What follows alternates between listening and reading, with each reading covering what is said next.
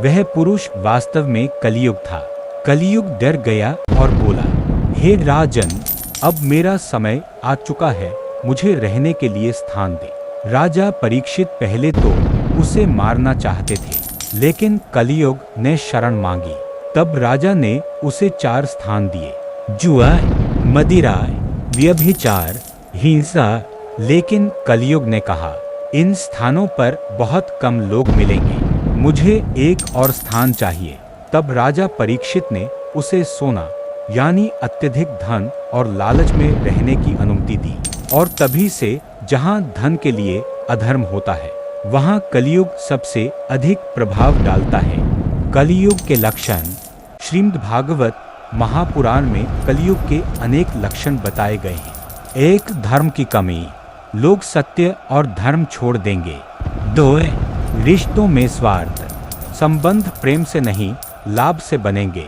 3. धन को ही सम्मान, जिसके पास धन होगा वही श्रेष्ठ माना जाएगा। 4. आयु कम होना, मनुष्य की आयु धीरे धीरे घटती जाएगी। 5. क्रोध और तनाव, लोग छोटी छोटी बातों पर लड़ेंगे। 6. प्रकृति का असंतुलन, अकाल, बाढ़, महामारी और प्राकृतिक आपदाएं बढ़ेंगी। 7. भक्ति में कमी, लोग भगवान को भूलकर भौतिक सुखों में खो जाएंगे। क्या कलियुग केवल बुरा है? पुराणों में यह भी कहा गया है कि कलियुग में एक सबसे बड़ा वरदान है।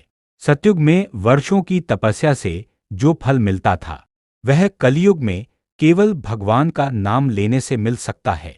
यही कारण है कि संत और महात्मा कहते हैं, कलियुग केवल नाम आधारा, अर्थात इस युग में भगवान का नाम ही सबसे बड़ा सहारा है। कल्कि अवतार की भविष्यवाणी।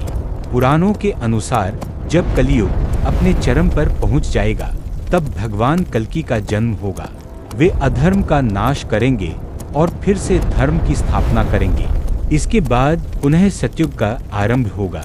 निष्कर्ष, कलियुग की शुरुआत केवल एक युग परिवर्तन नहीं थी, यह मनुष्य के भीतर धर्म और अधर्म के संघर्ष की शुरुआत थी।